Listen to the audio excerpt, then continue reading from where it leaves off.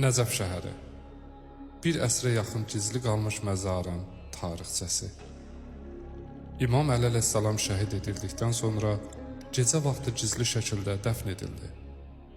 Məzarı 100 ilə yaxın gizli saxlanıldı. Bu sir yalnız paş qəlblərdə yaşadı. O zamana qədər ki İmam Sadiq əleyhissalam bu sirri ümmətə açıqladı və bu torpaq ilahi nura qərq oldu. Şeyx Müfid Əl-İrşad kitabında belə yazır. Əmir əl-Möminin cümə gecəsi Ramazan ayının 21-i sübh vaxtı Kufə məscidində İbn-i Mülcəm Muradi tərəfindən qılıncla vurularaq şəhid oldu. İmamın pak cənazəsinə oğulları Həsən və Hüseyn əleyhissalam üsul verib kəfənlədilər.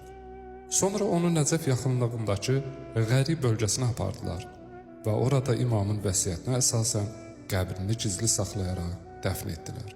Bu onun gələcəkdə Bəni Ümeyyə dövləti və onların ona qarşı bəslədikləri düşmənçilik və pis niyyətləri bildiyinə görə idi.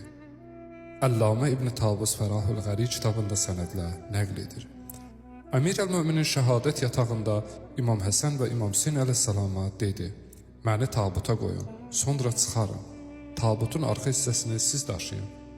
Ön hissəsi isə sizə kifayət qədər yüngül olacaq. Məni Qəriyə aparın.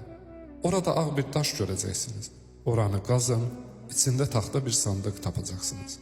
Məni orada dəfn edin." Ravi deyir, İmam vəfat etdikdən sonra dediyi kimi etdik. Tabutun arxa hissəsini biz daşıyırdıq. Ön hissəsi isə özü hərəkət edirdi. Səssiz bir uğultu eşidirdik. Nəhayət ağ bir daş parçasına çatdıq. Qazdıq və içində taxta bir sandıq tapdı. Üzərində belə yazılmışdı: "Bu, Nuhun Əli İbn Əbu Talib üçün saxladığı mirasdır. Biz imamı orada dəfn etdik və Allaha həmd etdik." İmam Cəfər Sadiq əleyhissalam səhabələrindən biri olan Səfvan Cəmələ bu mövzu ilə bağlı belə demişdi: "Məqsəd Bəni Mərvan və xaricilərin bu qəbrə zərər yetirmələrinin qarşısını almaq idi." Həmçinin tarixdə qeyd olunub ki, Həccəc İbn Yusif Səqəfi İmam Əli əleyhissalamın mübarək cəsədini tapmaq məqsədi ilə Nəcəfdə 3000 qəbir qazdırmışdı. Beləcə, İmam Əli əleyhissalamın qəbrinin yeri miladi 661-ci ildən Abbasilər dövrünə qədər, yəni miladi 749-cu ilə kimi yalnız Əhl-Beyt və yaxın şiyələrinə məlum olan bir sirri olaraq qalmışdı. Əməvilərin süqutundan və təhlükənin aradan qalxmasından sonra İmam Cəfər Sadiq bu müqəddəs qəbri aşkarladı, şiyələrini ora ziyarətə çağırdı və qəbrin üzərində işarə olaraq kiçik bir təbəzik tikdirdi. İmam Sadiq əleyhissalam müfəzzələ olan bəyanından belə nəql olur ki: "Ey müfəzzəl, bil ki Əmir əl-Möminin Əli əleyhissalamın qəbrini ziyarət etdikdə Adəmin sümüklərini, Nuhun cəsədini və Əli İbn Əbu Talibin bədənini ziyarət etmiş olursan."